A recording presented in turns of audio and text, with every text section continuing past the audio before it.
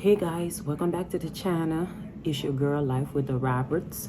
I want to tell you thank you for commenting, thank you for liking, thank you for subscribing. I want to say I'm so grateful for all you guys that keep commenting, keep subscribing. I appreciate everyone. And remember what I always say in my video, that God time is the best. Okay, so let's get into this. Okay, so we had this experience. This was a while ago.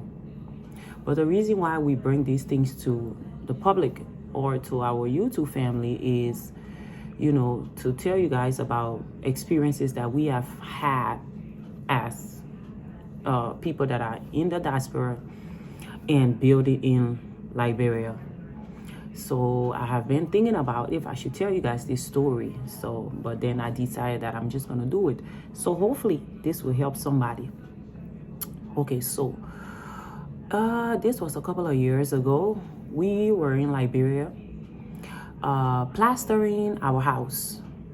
So we hired a group of guys. This will be like 9 different guys. So the 9 different guys were split into 2 groups. Like 5 were plastering and the 4 were,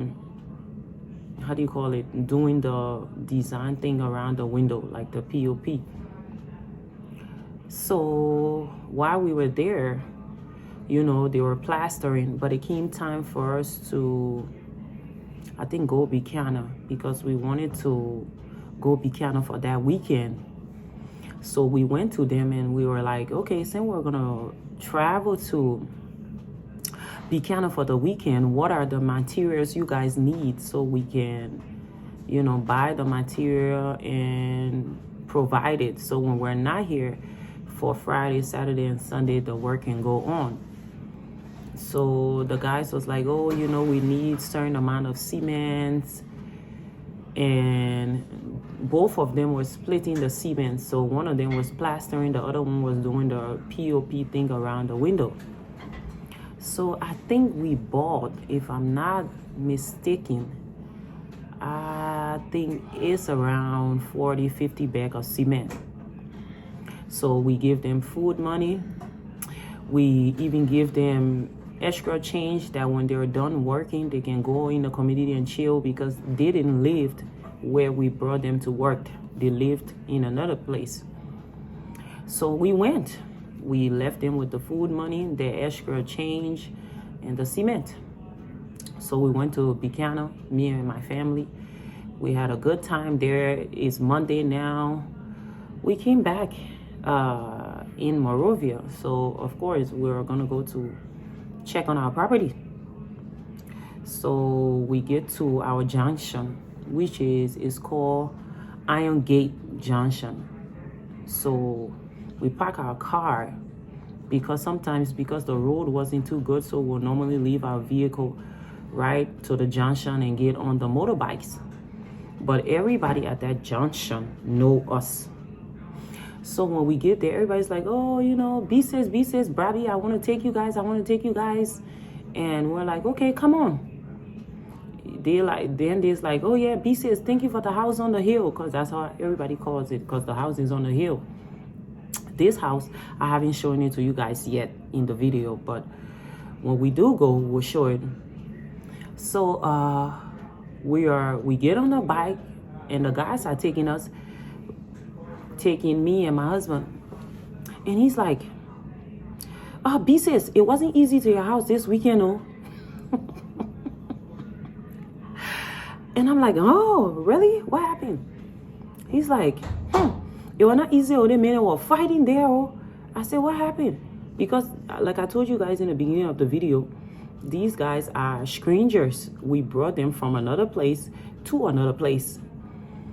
So I said, what happened? He's like, oh, a couple of guys, they went and sold cement, and then the other guys was going to sell some steel rods, and the first guy sold cement, and they didn't share the money with the other guys who was going to sell steel rod. So that brought an argument, and there was a lot of people at your house, and everybody was fighting. By this time, I'm like, really? So you mean to tell me We bought our material and our cement and even give you guys full money and extra padan money, but you still gonna go and steal from us. So by this time, I'm shaking. Meanwhile, the other guy that's taking my husband is telling him the same story too on the bike, because we're like a little bit distant apart. So we get there, but there was crowd all around the house. Apparently, the tension was still there because nobody's working now, because this 4 guys is angry with the other 5 guys. So we get there, everybody's standing around.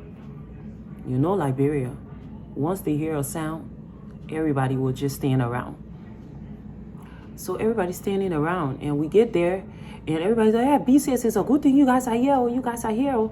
So the first guys that stole the cement didn't want it to talk. So the other guys that was taking the steel rod was the one that started talking.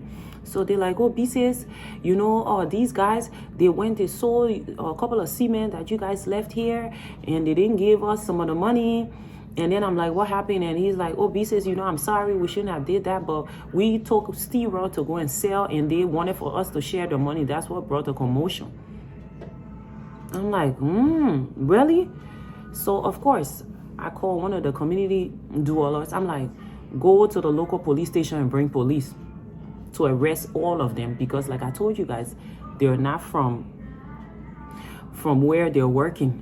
Everybody at that time, oh, B says please, B says please, B says please. I'm like, no, this is no please thing.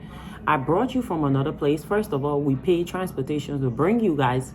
Second of all, you're there working, we're feeding you, we're paying you, we're giving you king juice money, pound one money, and you're still gonna steal from us. And then apparently everybody's, oh, B says sorry, sorry. So we like, okay, so but where did you guys take the cement? Now remember what I told you guys, that they are not from there. So in order for them to sell the cement, that means it must be somebody that was around there that knows the area. So of course the individual that was taking care of the house, like the caretaker, I call him, I'm like, so who showed these guys where to sell cement in this community? Because remember, like I told you, they are not from that place. And by this time, they was like, oh, he's the one that showed us, guys that can buy the cement. I'm like, huh? You're here staying in this my house, and I bring people here to work, and you plowed with them to sell our material? So I'm like, go bring the police. And if anybody can show me whoever they sell the cement to, I'll give them $50 US. Huh? The whole community, oh, B says, come on. We'll show you the person they sell this stuff to. We'll take you. I mean, this is about 40 or 50 people just standing around. So of course, my husband is angry. Even my brother-in-law were angry. Everybody's angry. I'm like, I don't get these things. These people, they say they want to work, but you hire them and they charge you a specific amount and you agree to pay them, but they still go ahead and dupe you. So there's this guy, he's like, okay, B says, I will show you, let's go. So we start walking through the community. We go to, apparently there's a house there, and there's a guy, and we see a couple of cement bags, and we're told you was the one that bought the cement from these guys. And he's like, oh no, I didn't buy cement from these guys. So I'm like, are you saying they're gonna lie on you?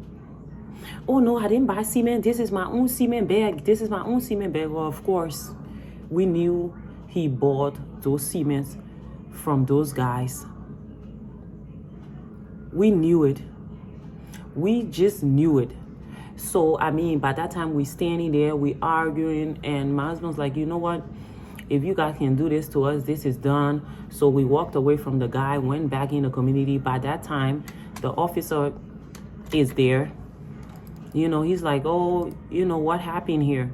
So we explained to him, and he's like, what y'all want to do? Y'all can, lock them up and they can stay there for a while. But then I'm thinking, remember, like I told you, they're not from there.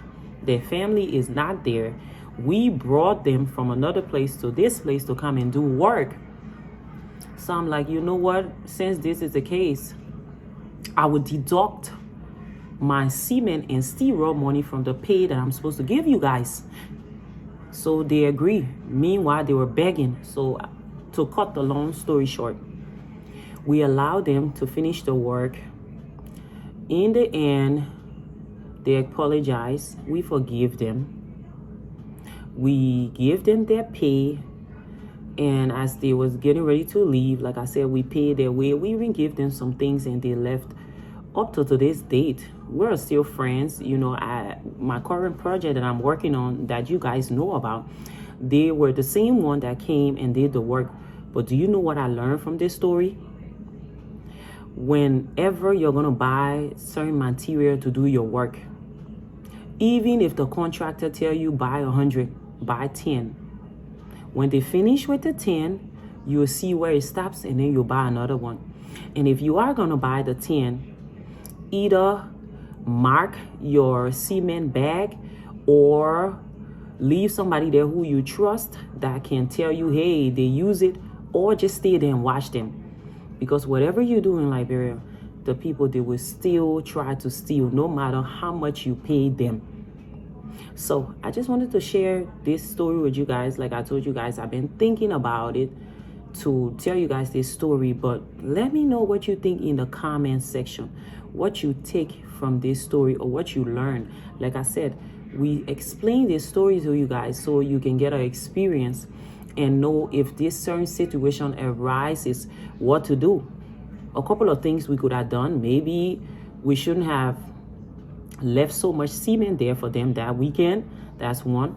Maybe we should have, the guy that was staying in the house, maybe we shouldn't have trusted him to leave him there to watch them to do the work. That's two. You know, and then maybe we shouldn't have been so nice to them. But then again, you know, it's life. Things happen and you go through experiences so you can learn from it. So that's why I'm telling this story. But let me know in the comment section what you think about it. What is your suggestions? What is your question? What is your comment? Remember, I want to tell you guys, thank you for watching. Thank you for liking. Thank you for commenting. It's your girl, Life with the Roberts. Bye.